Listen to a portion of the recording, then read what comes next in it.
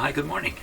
Thanks so much for joining me in my shop. That sign I just showed you was made by one of the people whose radio I fixed up a few months ago.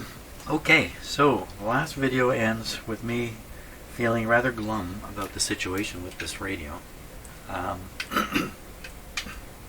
Having encountered a problem I don't really understand and I don't know what to do about it. So today I'm going to fix that problem. I don't really understand it. I don't know what I'm going to do about it. But I had been giving it some thought. So let's just review quickly what the symptoms of the problem are. So the primary symptom is the output of the radio is going up and down. Something is happening to it that's changing it. I discovered, just by luck, a lot of these things I discover by luck. While I'm doing stuff, something else shows up. I must have brushed a small metal tool or something against this terminal right here. And when I did, and I just ever so lightly touched it, there was a small click, what I would say is a discharge from the screwdriver, followed by a change in the status of the radio immediately. I've seen this kind of thing before. I think I mumbled about it on the video that over the years I've seen this in many situations where you just apparently supply a tiny charge, which is what I think I was doing, and boom, the whole situation changes dramatically. Exactly what's going on, I don't know. I got lots of guesses, but that's all they are. And that's the primary thing I've realized while I was thinking about this yesterday, is I don't know what's going on, and so I obviously can't know what to do about it. So I have to get more information about what is going on, including the exact nature of the fault. As I said, I've got my guesses. I'm not even going to talk about them. You've probably got the same guesses, but I really don't know. So I think the first step towards understanding this problem better is to try to examine the part that is most suspicious, and that's the coil on this terminal.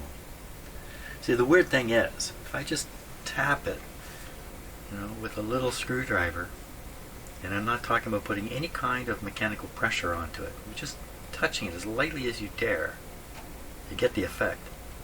Then I could take another tool, and I could wiggle this terminal up and down.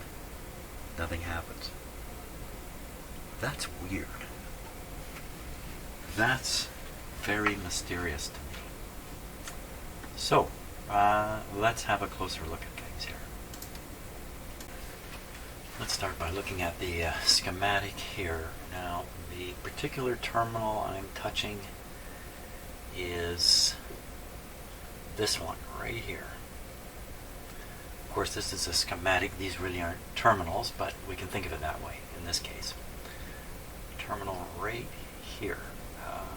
More on the top of this coil, in fact, than near the capacitor. In fact, if I just look back in the radio, they really are separate, the capacitor and the coil. Terminal. So we can picture a terminal right here. That terminal has the connection to the capacitor. Now, I don't even see that here.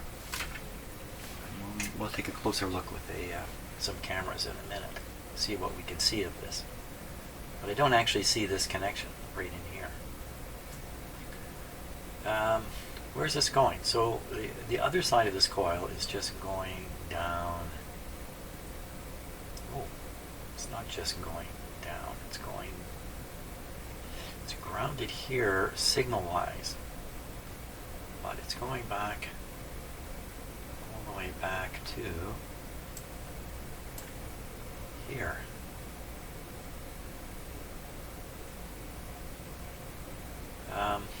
So this is the AVC line coming across here, down here. That capacitor sitting there. And a resistor here.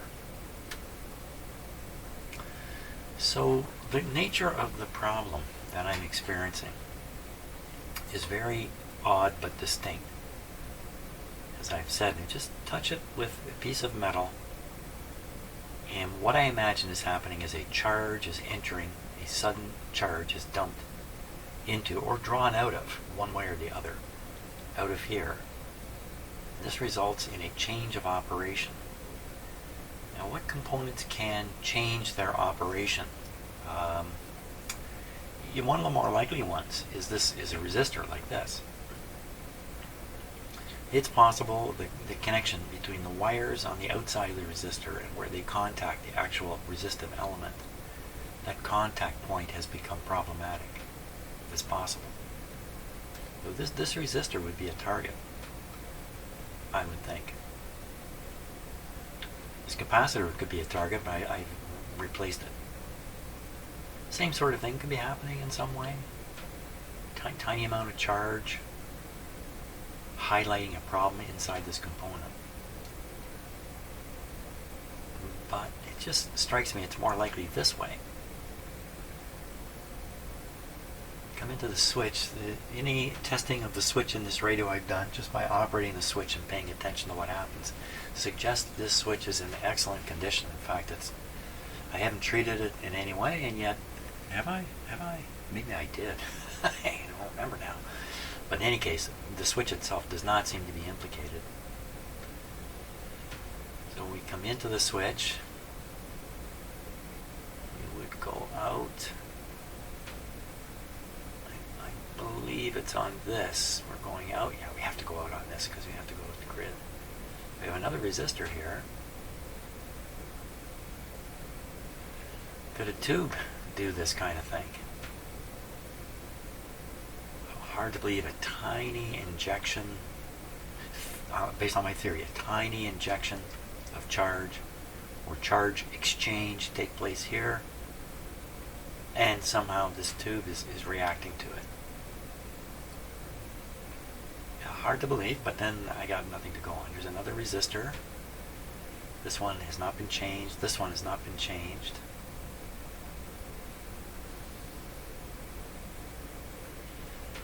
Something going on with the capacitor. Something going on with the tuning capacitor. Now, the tuning capacitor has dirt in it, but it's very consistent. Not necessarily dirt. I think it's probably a bent plate. It's very consistent in its operation. You dial it towards one end, and the same spot, it makes a crackly sound from a short. The same spot every time. So it's not like there's dirt wandering around. And the capacitor was not in that range, the sensitive range. It was just in another position. You can pretty much say it can't be these. So what could it be? So, along with everything else in the radio, it could be this tube, it could be this resistor, it could be this resistor.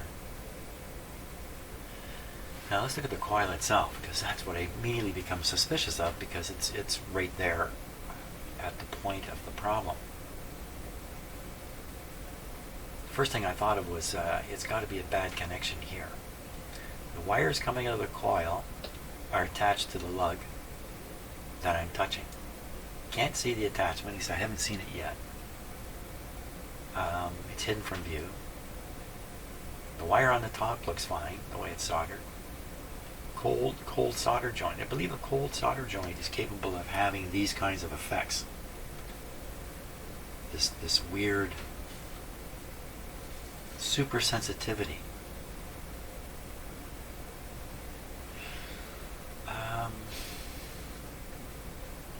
The problem, when it takes place, it doesn't seem to go away. Like, it doesn't seem to self-heal. It seems like you move you touch this and cause the operation to shift. It stays where it's shifted to. Not that that's helping much. Well, that would mean then, if it were these components and it involves a loose sort of connection, that pushing on this component would cause the same effect to occur. The thing about this problem is it's in a radio that appears to be largely working. This band appears to be working. I really haven't tried it today, but it appears to be working. And the steps I take to try to solve this, what could be considered a minor problem, may end up making a major problem. Either I introduce a whole new thing, I do something stupid while I'm working on this, or the problem is made worse as I work on it. And the worst case, well, not really the worst case, would be the problem would completely open or complete, go 100%, whatever that is. Short, open circuit, whatever it is. I have an easier time finding that than finding what I've got now. Another thing is to apply heat to these parts to see if that upsets them. Yeah, I'd have to look. It looks like I keep pointing at these two resistors. Maybe that's where we're going next. No, next is to make careful observations of what's going on right up in here.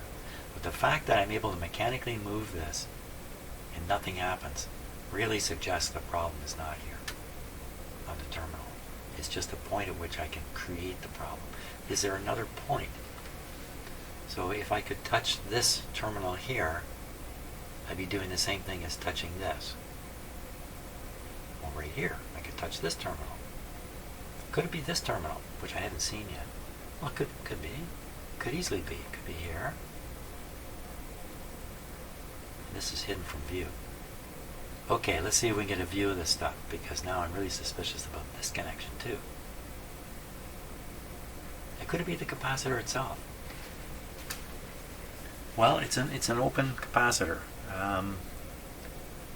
Can something happen to it here?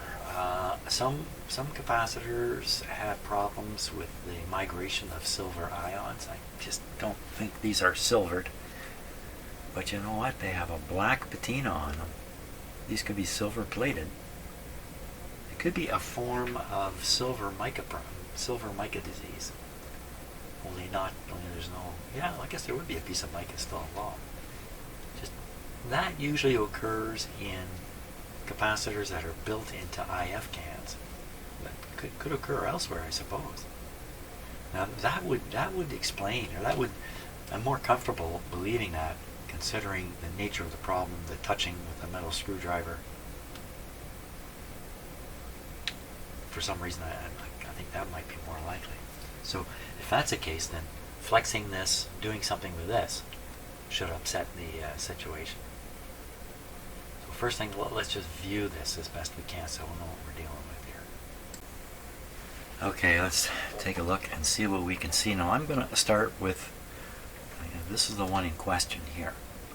But it's hard to see because of the shaft here is in the way getting the camera. But there's others, like this combination of capacitor and coil. And see the dark black on that capacitor? That, I believe, is silver tarnish.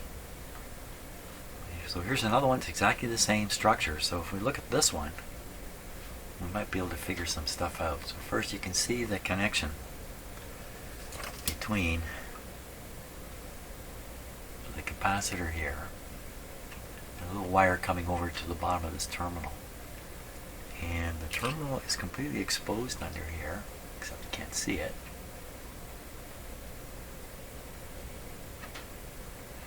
So the terminal is not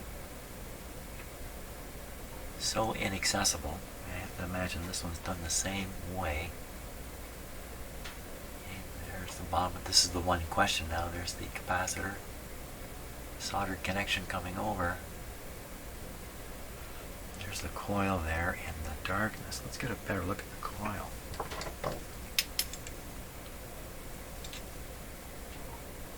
Get some light on it.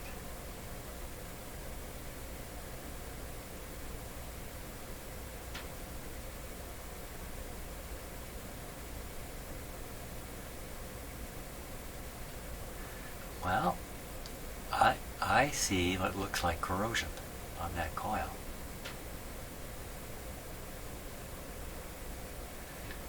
Most of the turns are black. But near the top, there's something going on there. The top turn.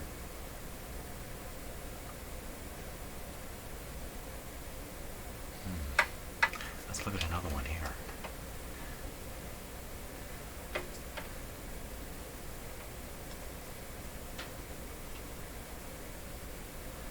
Well, there's a huge wire wrapped around it. This is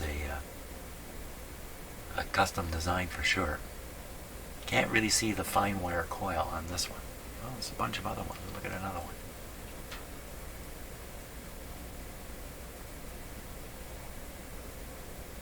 Heavy wire going around this one.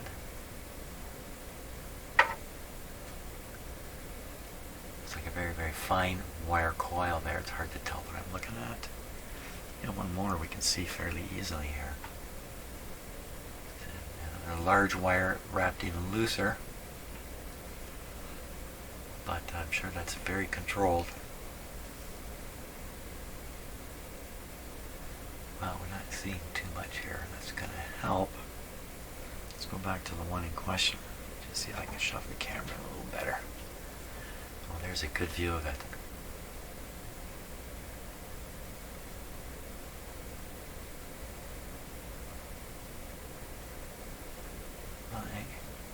It does look like something going on with the outside turn.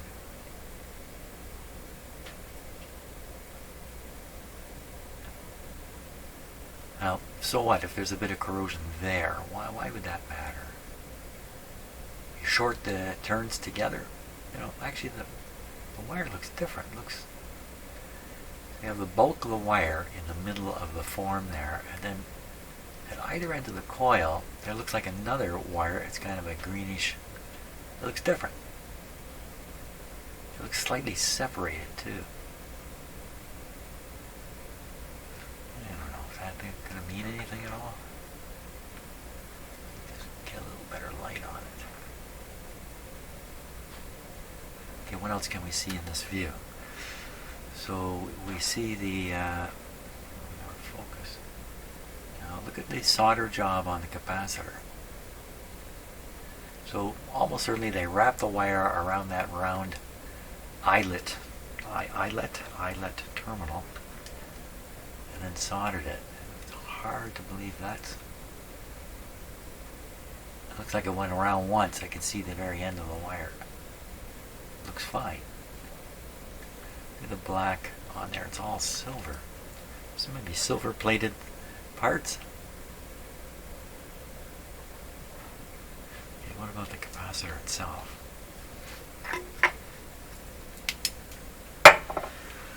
Turn up my general shop light here.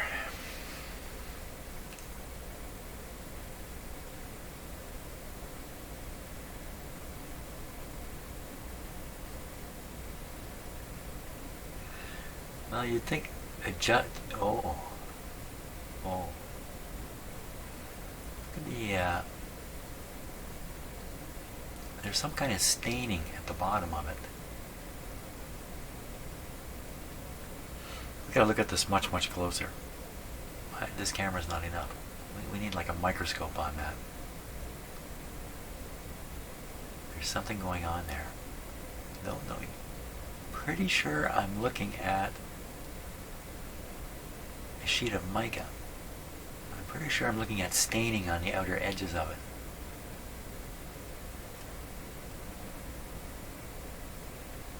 See anything like it up here? Let's look at it. All these capacitors can be examined. Ooh, same thing here. I said on the bottom of it, it's because I've got the radio up on its side, and that is currently the bottom. They all have the same look. Something going on right along the bottom edge. If you don't know what I'm talking about here, I'm talking about right in here.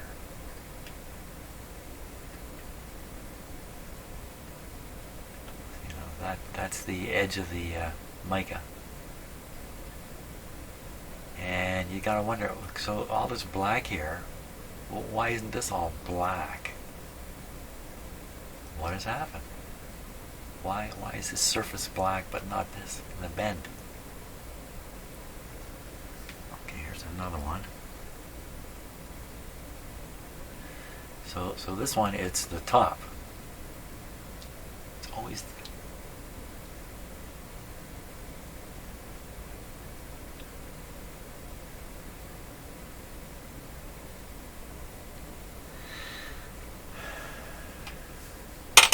a whole bunch more of these up here.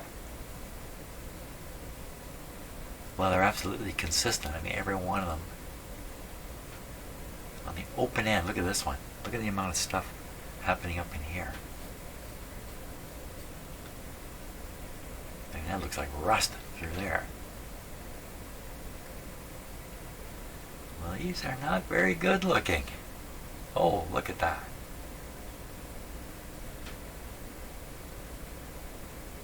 Every one of them has that effect.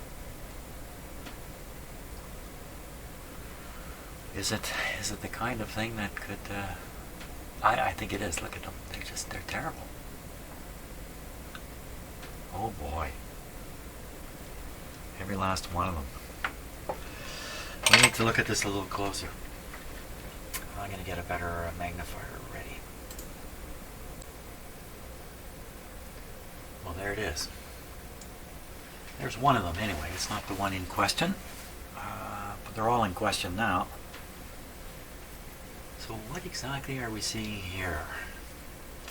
In the upper right hand corner, you can see where the mica sheet is overhanging a bit. You can clearly see the clear mica sheet.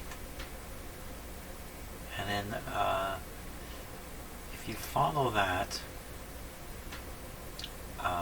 to the left, the upper edge of the mica sheet, you can see the deposit, whatever that is. And it's kind of black, which would be the, I would guess, silver tarnish. And then there's kind of a, just below the edge, there's a brownish material there. Supposedly, you can guess it's underneath the edge.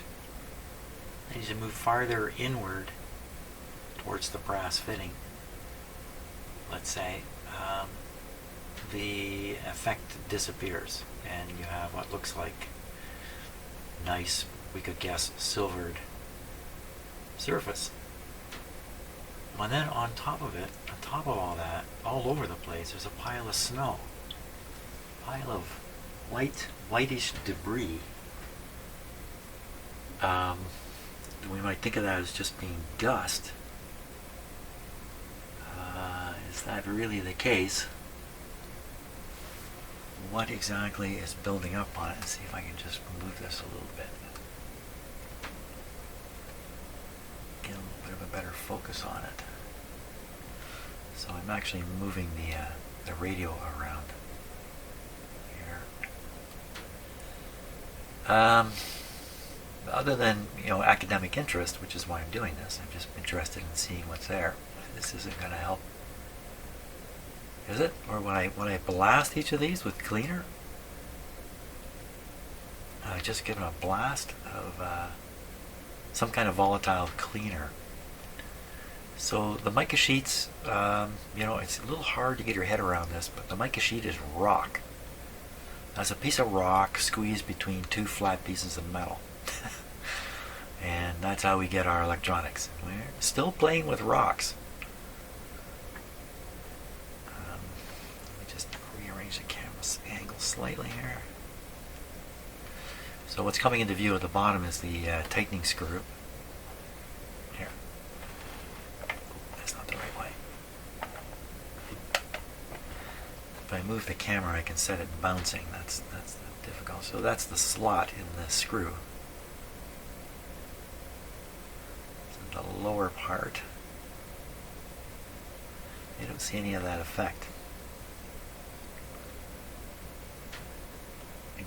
Exactly why it's always the same on every one of these. The effect is only visible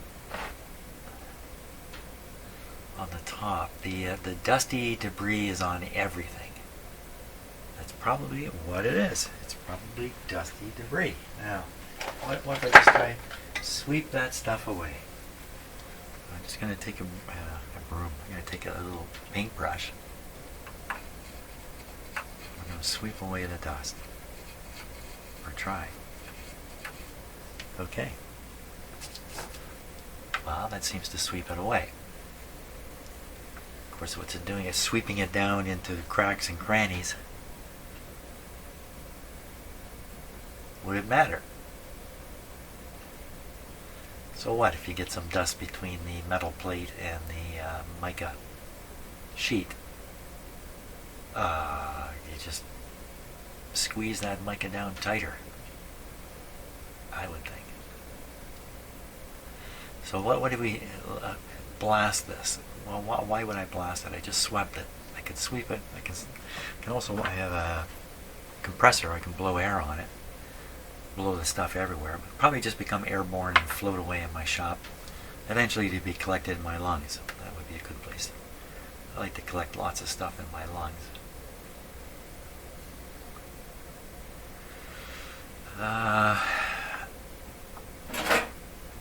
Okay, let's see if we can get the camera on the one in question here.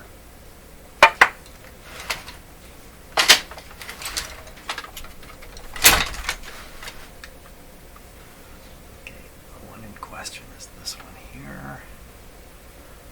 That's a red wire. Look at the coil.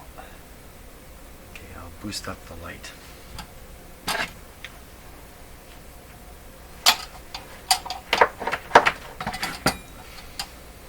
Try to boost up the light. Okay, just use the flashlight here.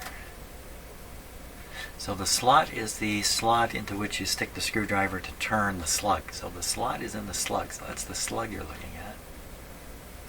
In darkness. And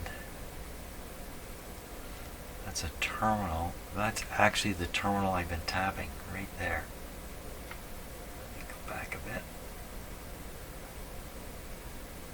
Is there anything peculiar about that?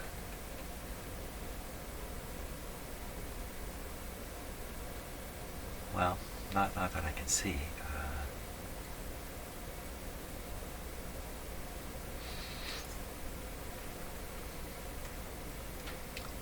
Okay, then this is the capacitor in question right beside it. Wouldn't it be the case that adjusting this capacitor would highlight the problem?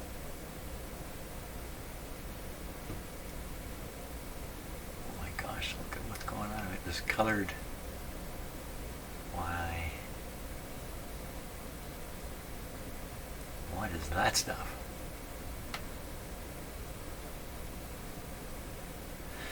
A wild guess, and it's wild.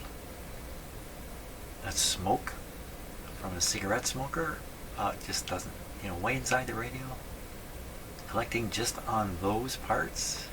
At least we can see it on the mica. Maybe it's everywhere, but we can't see it.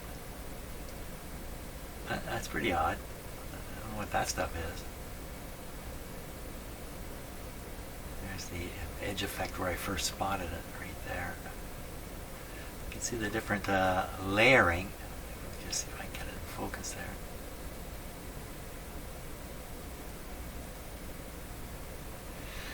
It could be the case that looks the way it looks because there's a successive layers of molecules deposited on the inside of the mica sheet, the underside of the mica sheet. So you just start on the outside where it's black, you have many, many layers, and as you move inward, the number of layers gets less and less, and then there's some lighting effects that take place from the thin film effect. That would explain the rainbowishness of it. This isn't really providing much insight into what to do about it, though. But cleaning, if this is even the problem. This could easily be the problem. If you look along, like, this could basically short the upper contact plate. Let me switch to a different camera here again.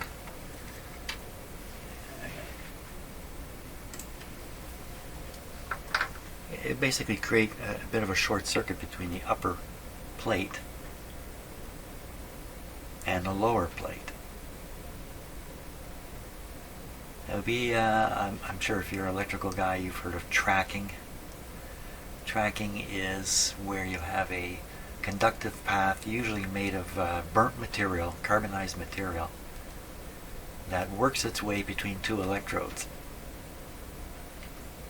It operates by successive discharges. So you can picture a trail between the two parts of the capacitor, the two plates, a trail of carbon. And the trail is not continuous. It leaves one plate heading for the other. So there's a spike of carbon, almost invisible. Well, it would be invisible, potentially invisible. Carbon. Eventually it does become visible, but maybe initially it's not. So you have this track of carbon towards the other plate. Now this would depend upon a DC voltage existing between these two plates, and I don't think there is much. There is. It's not much of anything. So it's a bit far-fetched, but I'll carry on with the story. So you have a carbon path which is growing part way between electrodes. Electrons travel down this carbon path, or charges move down this carbon path, but it takes time.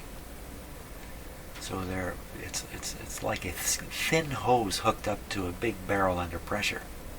And even though the barrel's under pressure, the moisture can only travel through the hose very slowly. But eventually, the far end of the hose will feel the same pressure as is in the tank. Same thing at the far end of the carbon track will feel the same voltage pressure as the source that it's hooked up to. And if it's enough, it will spark over, it will jump through the air, actually travel over the surface is what usually happens. Travel over a surface to connect and discharge. This bleeds off the buildup of charge, drops the voltage potential of the spike, burns a little more carbon into it, so now the spike is just a little bit longer. And then the charge starts flowing again from the big bucket of charge, which would be one of the plates on the capacitor here.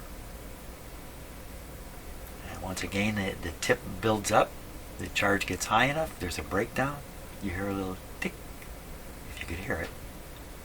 I've heard these things. I've heard these things on power cables when I was working, where if it became a full short, if the carbon path got long enough, if everything was bad enough, that a full short would happen, I would say to myself, I'm so close I can hear that, I'll get my face burned right off if this cable fails while I'm staring at it. Because we're talking about a power system cable, we're talking about way up in the power system where there's an enormous amount of power available should a short circuit occur. You do not want to be anywhere near something like that. The amount of heat developed from a short that persists for, say, 4 or 5 cycles of 60 cycle power, the amount of heat developed during that short will set your clothes on fire at 5 feet and burn you. Something terrible. It's just horrible. I hate to think about it. It used to scare the pants off me. I only encountered it a few times. Never had a cable blow up in my face. But I knew people who had had it happen. Yeah, it's traumatic. It's more powerful. I mean, I thought about it, so I was somewhat prepared. But for people who aren't really prepared, and even guys working on these systems, if they haven't seen a full short in front of them, they don't realize what's coming. We had systems. I worked in the city of Toronto. We had systems where a short circuit in the system would draw about as much power as a third of the city. Wow! Make a lot of toast really quick. Okay, so is that what's going on? So let's suppose there is a carbon track, a conductive track, maybe not carbon, maybe it's made up of silver that is migrated around in here. And it's so microscopically close, the gap, that even a tiny charge is enough to leap over and maybe connect it. Maybe sometimes connect it, maybe sometimes break it.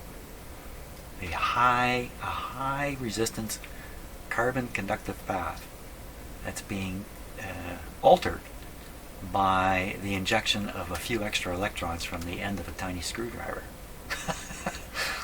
Well, that's exactly what I imagine is going on. Okay, that's where my imagination is. Fully revealed what I'm thinking. Seldom do I do that, you know. So what would you do about that? You sweep it away. Sweep it away. sweep it away. Not terribly likely. Wash it away. Wash it and sweep it at the same time. Wash and give it a scrub down. Scrub this baby down. I don't even know that's this. I'm just making all this up. I don't have any observation that would prove it. I mean, how would I possibly prove that? I don't know how you could possibly prove it. You'd have to use the radio as a test instrument. The radio does something. You'd have to use that something as your attempt to sort it out. You're looking at another one, going to give us a hint? So are these other ones also in a similar state? Maybe they're in a bad but stable state. I guess this looks terrible. What is that? Like a dead center of the screen. I see some little hairs there. I see some little hairs. We better look at those more closely. Yeah, not with this camera though. Let's go back to the microscope here. Look for the hair. Oh heavens, where are they? Where was I looking just now? Okay, you know what? I should. Oh, I've looked away, and the patient is going to die now. I should not have looked away. Well, that doesn't look like what we were looking at. Where are you, little hairs? Oh, heavens. Oh, there they are. Well, that just looks like a piece of clothing. Green. It's interesting. Green. How do you get green? How do you get green? You get green from copper.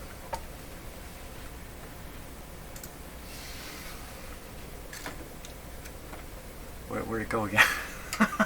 I've done it again. I've gone and looked away. Okay, hang on. I'll just find it with my own. Here we are. Okay, I know where it is. Okay, let's zoom in here. In the darkness. Okay, my camera's loose here. Too loose. Hang on.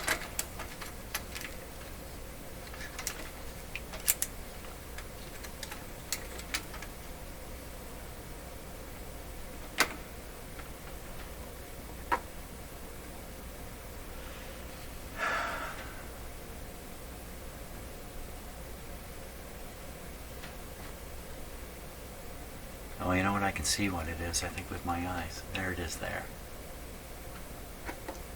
Oh.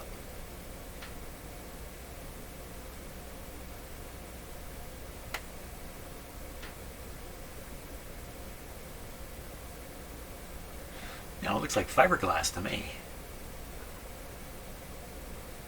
Maybe somebody else got in here? Did I do that with my sweeping action? No, I used black fiber bristles. Well, I think it's just a red herring. It's a little red herring. Come on, camera, can it be a little more stable? There we are.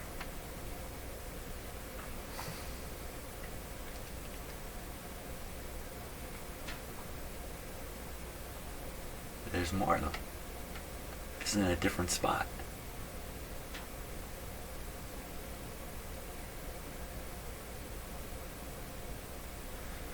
So there are unusual effects that can occur. Tin, I believe, is common for doing this. Create a tin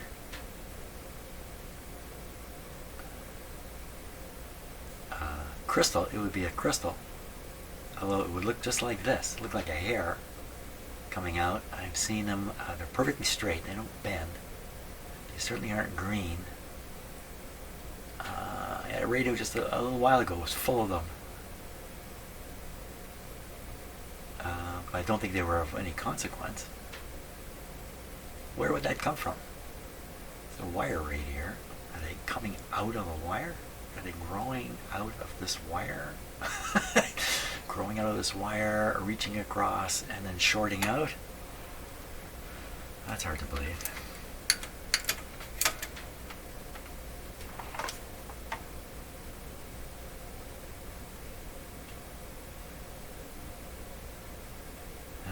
There's nothing green in the wire.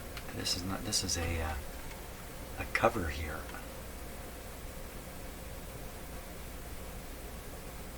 So down in the area where we're looking, where we're having the interesting thing, is there any green fibers kicking around? Sticking out of wires? Are there any wires growing green fibers? No, I don't think so. Hard to look with this little camera here. There is piles. What is all now? So that is probably wax. They probably applied wax to. Yeah, that's what it looks like. They applied wax to freeze this. Why did I find all these adjustments easy to turn? Somebody else previously broke through the wax.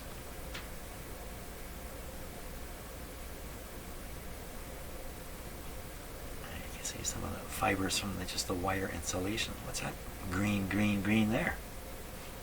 What is that I'm looking at?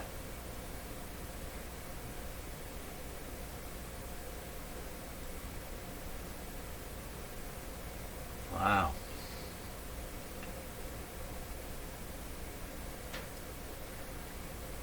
There's a spike coming out of there.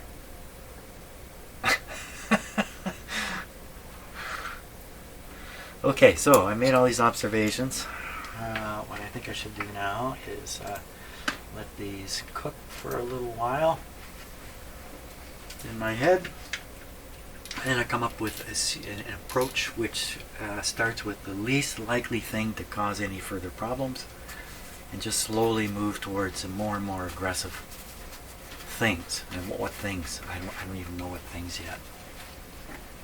Brushing, spraying. Brushing and spraying.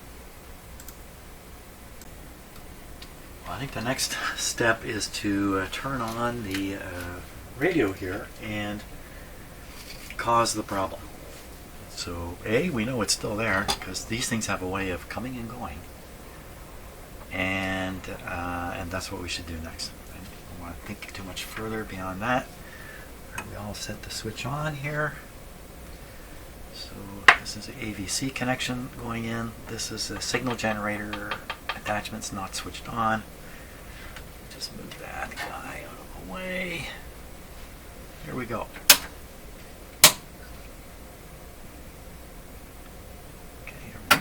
Normal. Now I was using this screwdriver. I don't think it matters, but who knows. I have a selection of mini screwdrivers. The band we're on band 3. So this problem has to be in the band 3 circuits. Could be in the common circuits that all bands operate, or it could just be in the band 3. And I suspect it's right here. Right where we've noted it. In fact, at this point, I suspect it is the capacitor. It's exactly what we were looking at. Okay. I think this is enough to do it. Just having it like this. There we go. Come over. Come on over.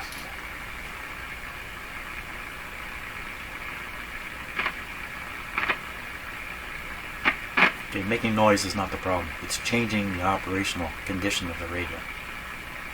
And it hasn't happened. Hey, fixed. Yeah, it's fixed.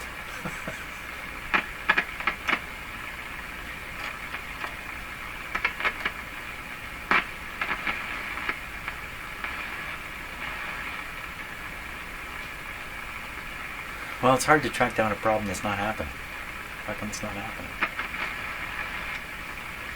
How come it's not happening?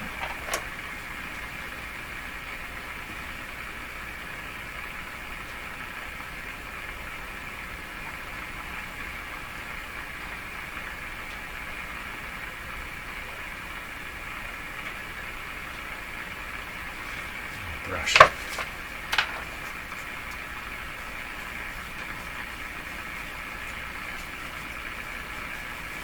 Nothing happening.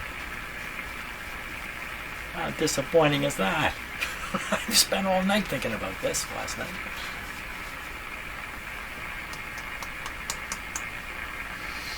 That's mighty interesting. I wonder if we have to let the set warm right up for the problem to occur. I think that's what we'll do. Let me just tune this a little bit. Yeah. It's doing something. Well, I'll just leave this operating for a while, because the problem was evident on a warm radio, not on a cold one. I'll let this guy warm up for a while. Maybe one more thing before I go for a coffee break here. This is the AVC voltage. It's on a very low voltage, 1.5 volts. So we are looking at 0.3 volts here, 0.32 volts. And that's based on that, sure, the amount of noise. Let me change the amount of noise here. Yeah. So if something changes in this radio while I'm having coffee, this meter should show a different reading. So I'm going to write down 3.2 and take off. Okay, time for a tap test. So this is around 3 point. It's just a hair lower than it was. It's basically the same. Okay, here we go.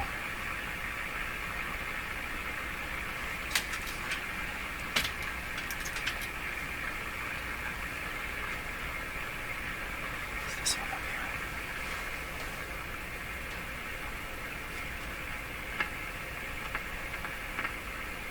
No, I wouldn't say it changed anything.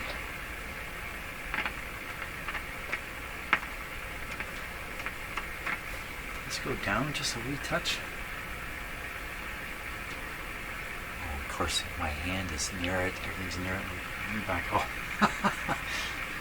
yes, it's the hand effect happening.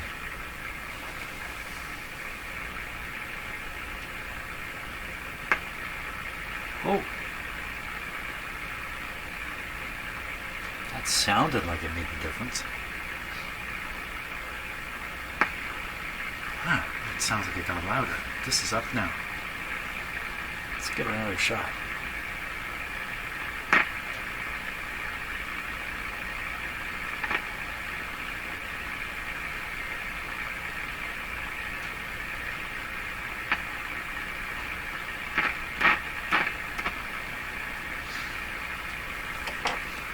Nothing too convincing at all. Okay, so since the last video clip, I've been outside on my deck getting ready for a big snowstorm that's coming, battening down my hatches. So that's why my hands are cold. Look at this now. Can you see this finger looks yellow compared to the others? You can see it on the side. That's something called Raynaud's phenomenon. Dr. Raynaud, I think is a doctor in France, first identified this. It's very common. You may have this condition too. It's medically unimportant, it's just an annoyance. The blood just stops flowing completely in my extremities, my hands. It only affects my hands. But in some cases, if I stay outside too long, you can literally draw a line right across my fingers. And they're all white up here, and they look normal down here. Raynaud's phenomenon.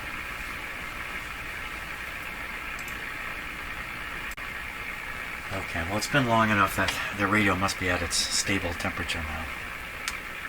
So here we go again. So the meter is currently right on the same spot, just above 3.3 volts. What happens? Okay, listening and watching.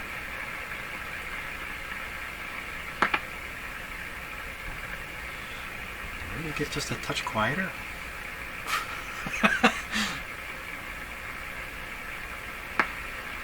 Get louder? Confirmation bias here.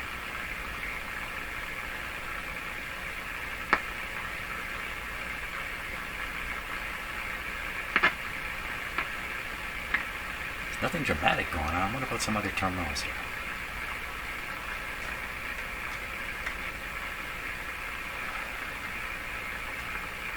What about the capacitor terminal itself?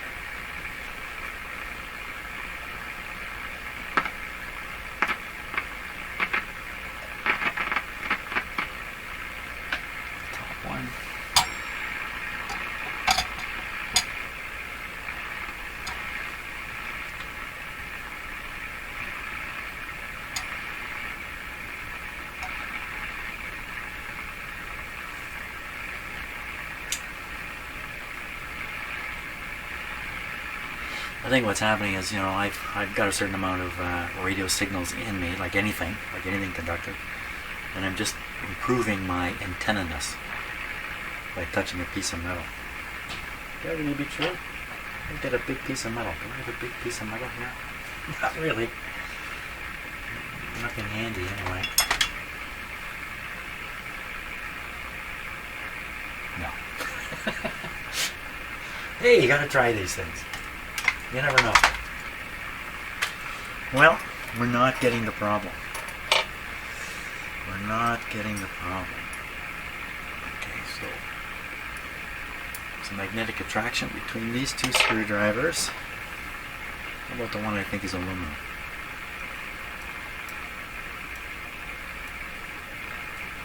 There's a little bit. There's a little bit of attraction. So maybe this is just a steel. Steel makes sense, right? Aluminum doesn't make sense for a screwdriver. Steel makes sense. Steel is strong, but then you don't want it to rust, so you coat it with something. And usually it's zinc. Okay, one more try. Here we go. Meter's just a hair above 3. Just can't get the effect.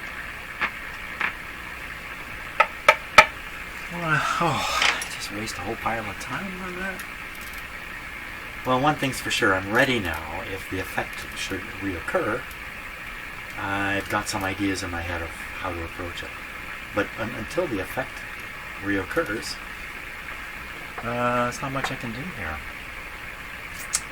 So I'm going to switch on the signal generator, and we're going to try to do the alignment through here. And that's where I was, I think, when I encountered this weird problem. So I'm going to go back there. So turn on some equipment. We'll let it warm up a bit, and I shall return. Okay, let's just magnet. Aluminum screwdriver. No, that's not aluminum. Maybe it's got an aluminum coating on it. I don't think that's the case either. Once more, we will try the contact test here. Let's see what happens. Nothing at all has happened. was it by some chance? Was it this? No. This row shouldn't really be active anyway, because of the band I'm on. Okay, so we're dialed in at 6 megahertz. We have the signal generator running very close to 6. Doesn't really matter. We're not doing the oscillator, we're doing the other adjustments.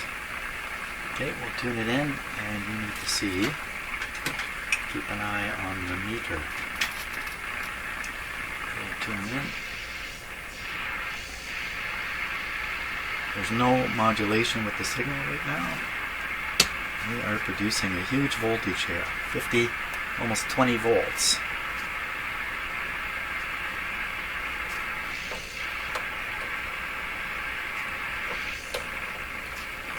I'm going to make sure I've got this tuned in exactly. There we are. Now, can we make that any bigger? That's the question. This is the moment where I encountered this weird effect when I went to do this step. I'm looking for a big screwdriver to use. Try sticking a metal one in there. Why not? After all, it's aluminum.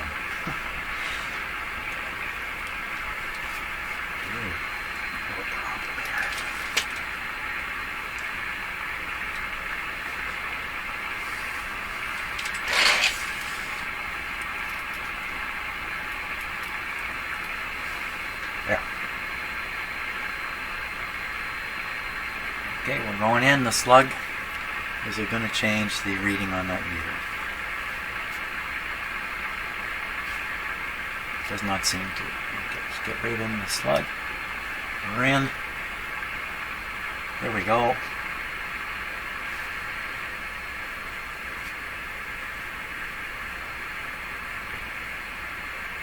We're going up. coming down. Here's our spot.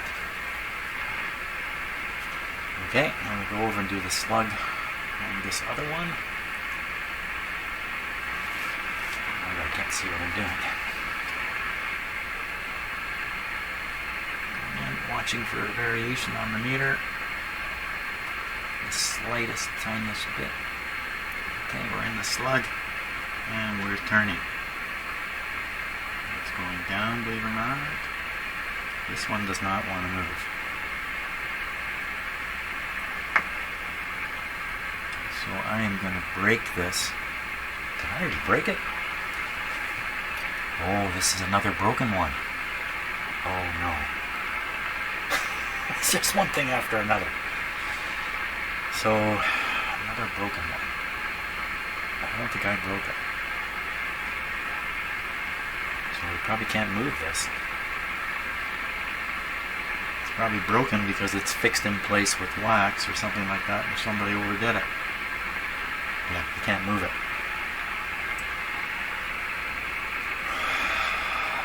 Well, it's a pretty darn sensitive radio anyway. I'm putting in, let me just calibrate this because I can see it's off calibration here.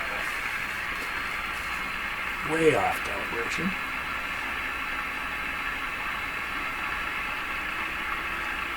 "10 microvolts times 1. 10 microvolts coming to this radio. And you can see the effect. It's great. The very best radios are going to respond to 1 microvolt. And I don't know if you could actually pick up a station at 1 microvolt and understand it intelligibly, but this is pretty good. Because if 10 can do that, one's going to be apparent too. Very good. So now let's just tune through the band and hear the variation in the noise level.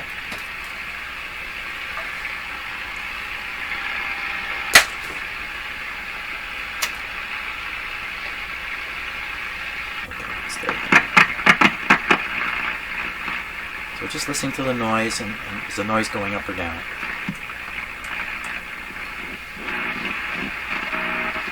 It changed entirely in here. Right around here.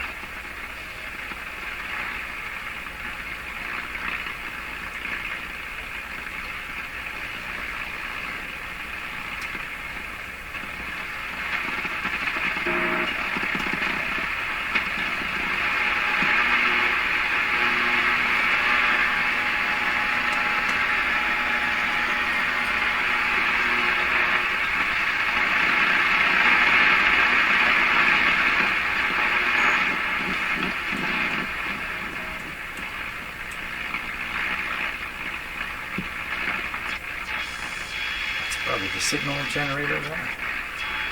Right around 6, yeah. And then we have the, where's that capacitor problem? There it is, right there. Wow.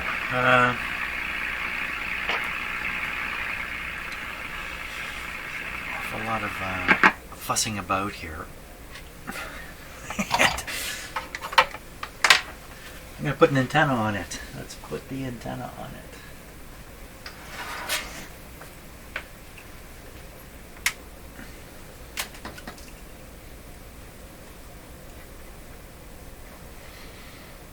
Ground.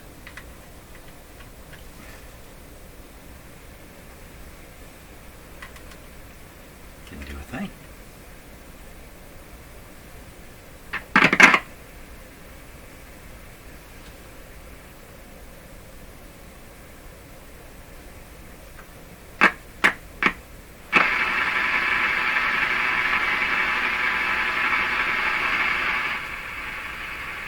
Okay, Mr. Radio, what can you pick up? So we're hanging around 6.5 megahertz. That's way low for, it's noon time here. This is an amateur radio band.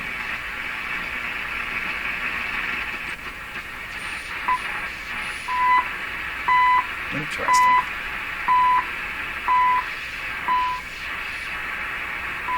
This is CHU Canada. It's coming from Ottawa. Everybody, check your clocks.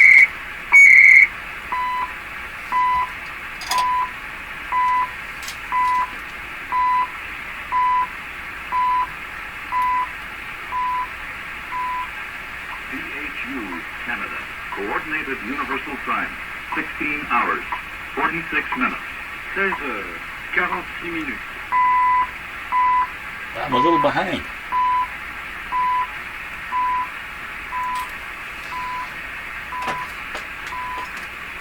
But pretty close. Well, that's just coming through beautifully.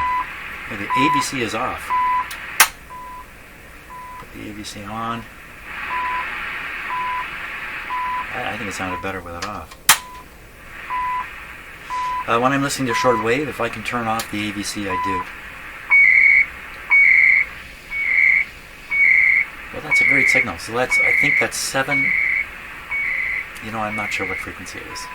7.5, I'm not sure.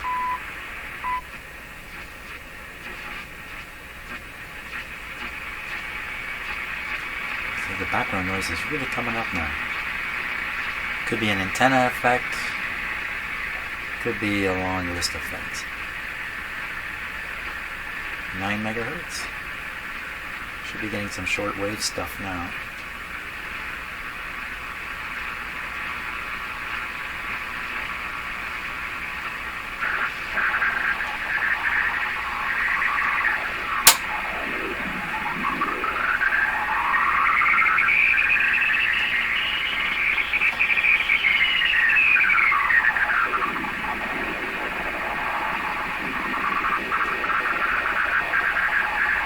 Something's drifting up and down.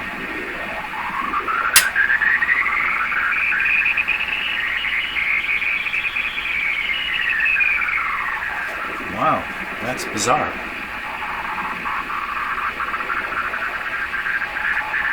That's either the transmitting station or this radio.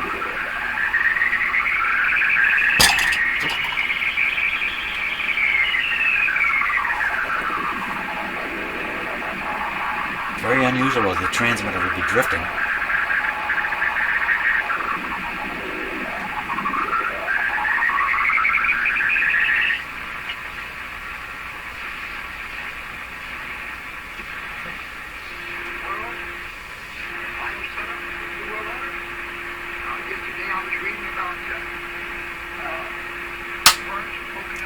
CW not working. It's the I don't know, it's there. It's just weak.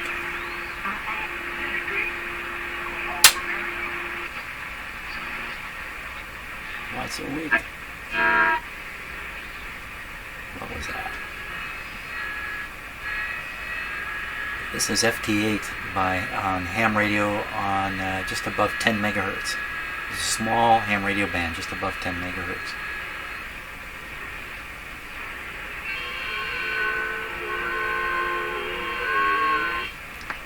I've spent too much time listening to that kind of sound. Sensitivity is full. Oh, what would that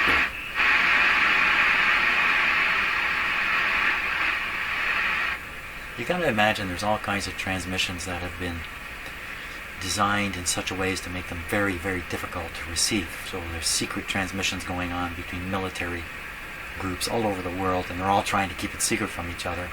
And you know, part of that is coding the stuff, but another part is messing around with the transmissions themselves and doing weird things that you know, a radio like this just can't keep up with, such as the broadcasting on, you know, jumping up and down in frequency, maybe doing it really, really fast. So bits and pieces of your transmission are at different frequencies.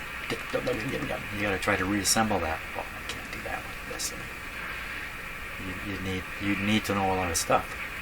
So you hear weird things. Let your imagination run wild.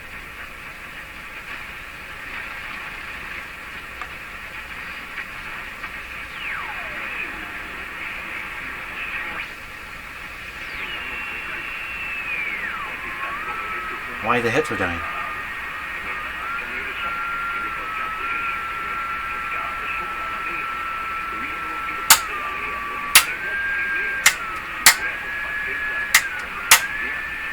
higher every time. I think I make a lot of useless observations, but you know, you don't know what's useless. So it's better to just be aware of almost everything.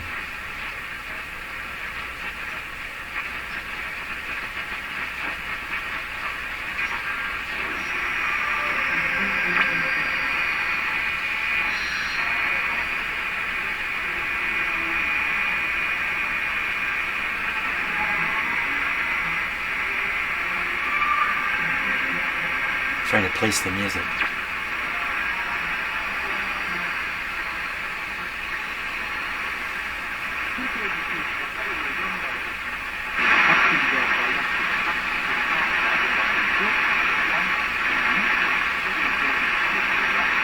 Well, I guess that's French.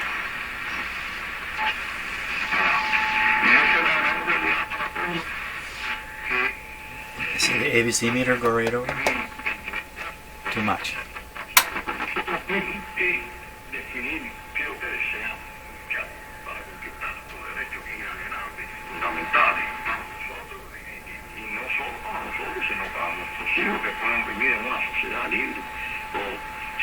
Let's go back to that other station.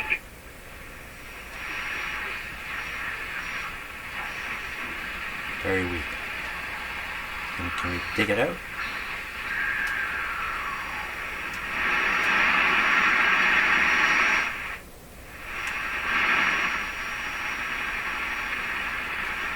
I don't think so.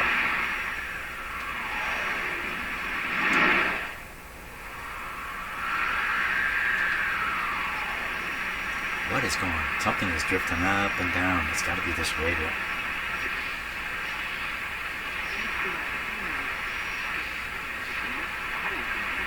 So changing these things is causing the local oscillator to drift a bit? No.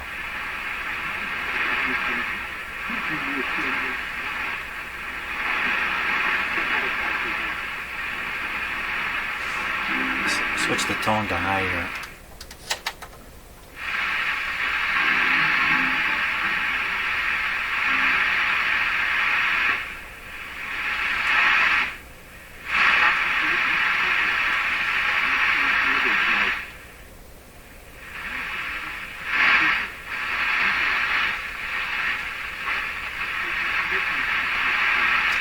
ABC.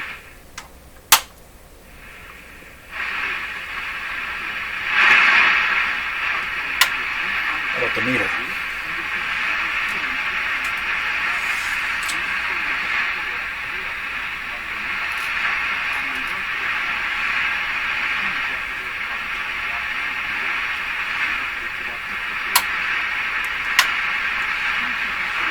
That was this. Lion? No.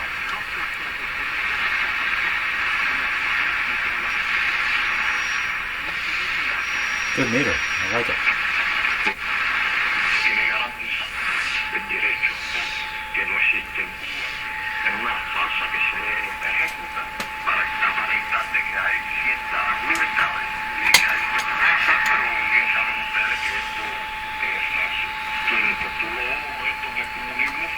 This meter is going way up.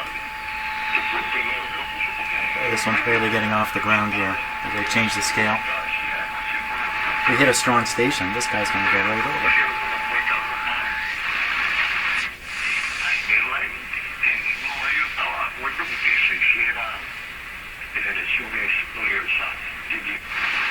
Yeah, there's nothing on shortwave anymore. Teletype. I don't think this is ham radio. Teletype in the middle of the broadcast band.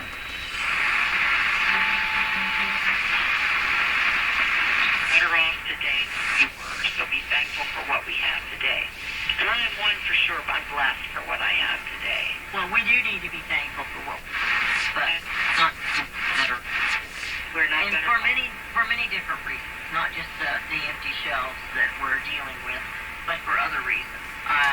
Things that they're doing to this country. I would not say we are better off. I'd say we are going back sideways there. So there's an example of language which is useless. Things they are doing to this country. Things that they are doing to this country. It doesn't mean a thing. That's an emotional message. Shame on those who communicate on an emotional level.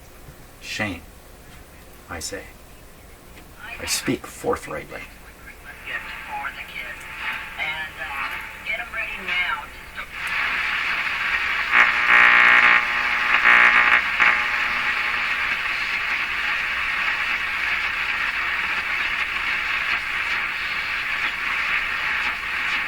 Actually got a blast of adrenaline from what she was saying. I guess it's important to me. What would that be? Wow. Who's that? That sounds like something in my shop here. Is it this light?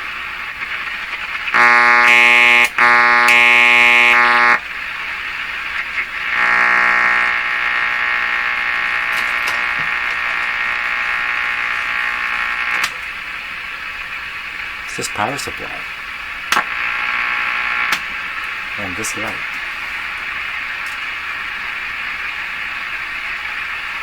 That's disappointing. Let's keep going.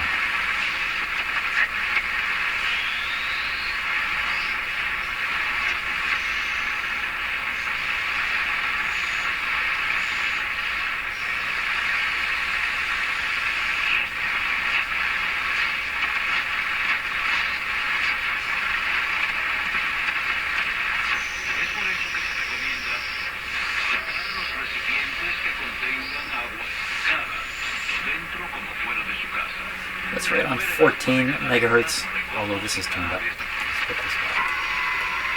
Oh, there's some more FD8.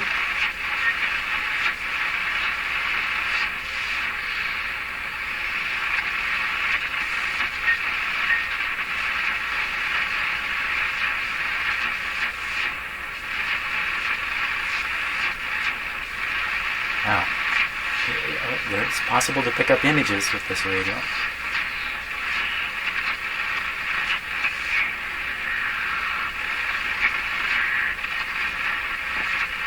We're up around 15 megahertz now.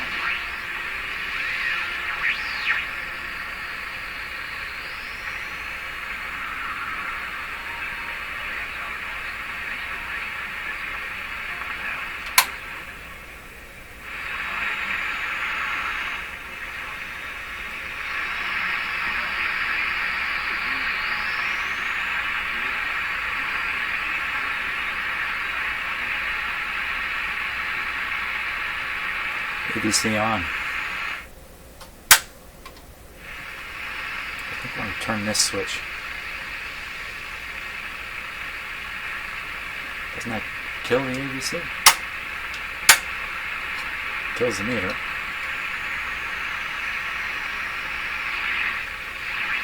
Well, I'm going to find out what frequency this radio is really running at, because I'm doing the alignment on it.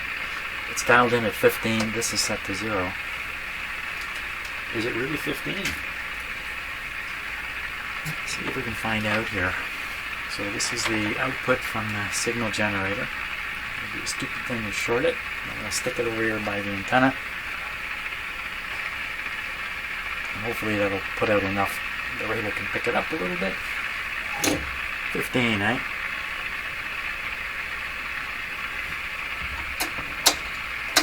Okay, can it hear it?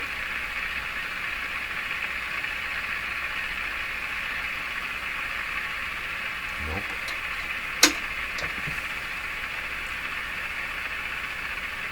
Okay, let's try this. There it is. Way off here. 15,924 when the dial says 15. What happened? I thought I did the oscillator. Wow, what a crazy day this has been. One last tap here. And the mystery problem. The mystery problem.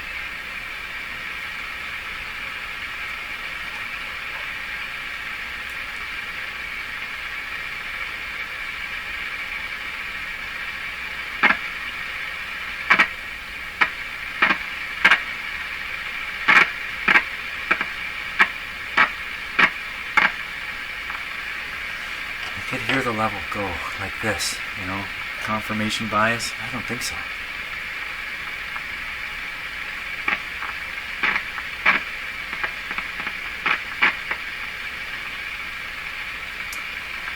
Anyway, I did brush one of these off. Maybe I brushed off the problem. Nothing there. Nothing here. Oh, well, this is the oscillator here, so it's extremely sensitive. Probably microphonic.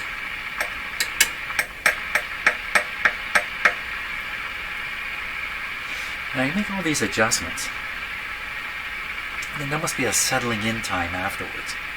The radio heats up and cools down a couple of times, and things you've adjusted settle into a final state. You can bring that about by tapping and never worried about it before. See that one? It's just kind of luck where it ends up. Maybe after doing a sensitive part, it should be kind of encouraging it along.